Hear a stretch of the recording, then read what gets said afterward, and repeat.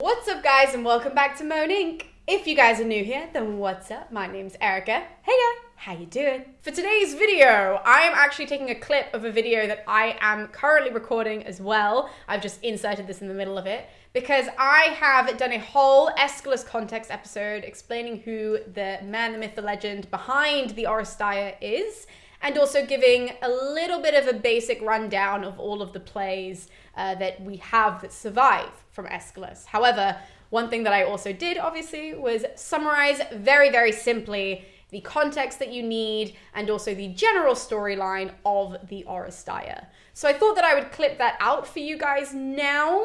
And so the video that follows is, it's literally being filmed at the same time. So hopefully we're just going to be able to roll into this very smoothly. And we're just going to be going into a very, very basic rundown of the Oresteia.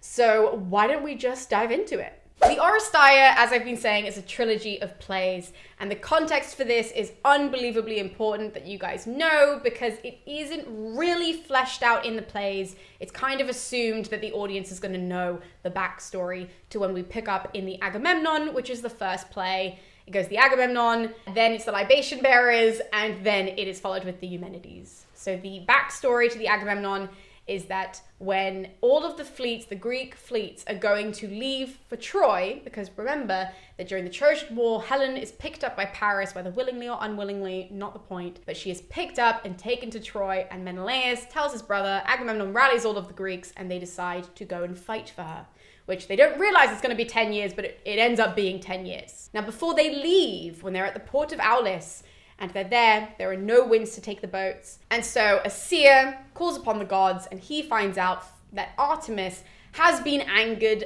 by Agamemnon.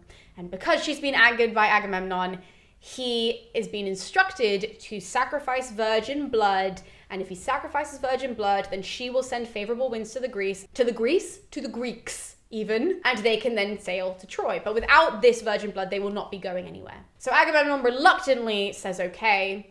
And unfortunately, that means that he has to sacrifice his eldest daughter because that is specifically who Artemis wants. So in the version that Aeschylus goes with, it's not every single version, but the version that Aeschylus goes with is that Agamemnon sacrifices Iphigenia, the winds pick up, and then they leave. And obviously, Clytemnestra, who is his wife and the mother of Iphigenia, is absolutely distraught. She is raging, and she wants nothing more than to punish Agamemnon for his horrible, heinous crime. So between that instance and the Agamemnon is a full 10 years, okay? And in that time period, Clytemnestra in Mycenae has decided to shack up with Agamemnon's cousin Aeschylus, which is a move and a half on her part. But she decides she hates Agamemnon because he killed their child. And so she shacks up with his cousin and they start plotting to kill Agamemnon in order, on Clytemnestra's end, to avenge her daughter. Because how could he possibly have done this thing and get off scot-free? So when we get to the Agamemnon, now we get to the summary. When we get to the Agamemnon, Clytemnestra has spent 10 years building up all of this anger.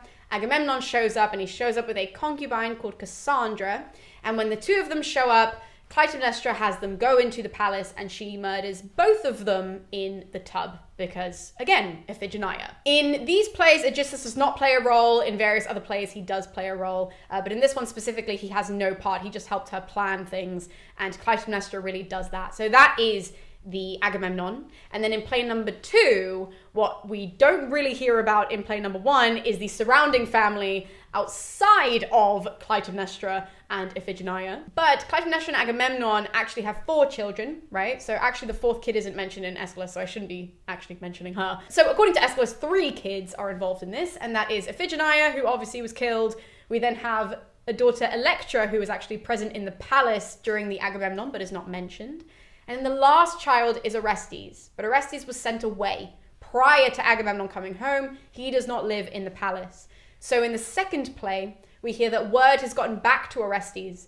And when Orestes hears this, he is so mad. He cannot fathom how his mother would murder his father, the king, no less. How could she do this? According to divine law, if you are a son, you should always avenge your father, right? That is just like a thing. You avenge your family. It is pretty much an unwritten rule in Greek mythology. So Orestes, he wants to do this, but he also knows that killing his mother is a really massive thing. So prior to that play, we know that he has gone to the oracle at Delphi to go and ask what he should do. Should he let his mother live, which is technically what he should do. He should not be murdering his mother. But also, what is he going to do if he has to avenge his father? And we hear that Apollo had granted permission, Apollo, through his oracle, had granted permission for him to go and murder his mother, and that the gods would be on his side and that they would support him and that they would not punish him. So in this play, Orestes comes back to Mycenae. Him and Electra meet up by chance in the tomb of their father, and they plot to kill their mother for murdering their father. So that play pans out with Orestes then pretending to be a traveler, goes into the palace with his mate, and they kill, well, Orestes kills, not his mate, but Orestes kills Aegisthus and Clytemnestra. When that play comes to an end, the next play picks up pretty much off the last line, and we know that Orestes, because he has murdered his mother, and because clearly Apollo didn't tell anybody that he had given permission for Orestes to do this, the Furies, who are the goddesses of vengeance, they come out in full force to make Orestes miserable. So they start tormenting him, and he cannot eat, he cannot sleep, he cannot live peacefully without hearing their screams in his head. No other character can hear them, by the way, it's just Orestes, and he is living his worst possible life, despite Apollo saying it was okay. So what this play does is this play goes into the trial, because the Furies, they think that they're doing the right thing. They decide that Orestes should never have killed his mother, he should never have even thought of it, so they are punishing justly. However, Orestes is like, well, Apollo was on my side. And so Apollo comes to defend Orestes, and we have this court scene where Apollo is defending Orestes, the Furies are on the other side, and they're sort of taking on the voice of, you know, the people who don't agree with Orestes killing his mother. And in the middle of them, we have Athena, because this trial takes place in Athens, so it's like right that she would come and she would be the one to mediate this whole thing. And there's a jury on stage, and all we watch is Orestes. He ends up being proven innocent. Athena decides that he was right to kill his mother, and so that's how that play pans out. And that is the end of the Oresteia. Now don't go away just yet, okay? I do just want to remind you guys that I do have proper episodes fleshing out the Agamemnon, the Libation bearers, and the Eumenides in detail. So you guys can watch those after this if you want to know even more about this trilogy of plays.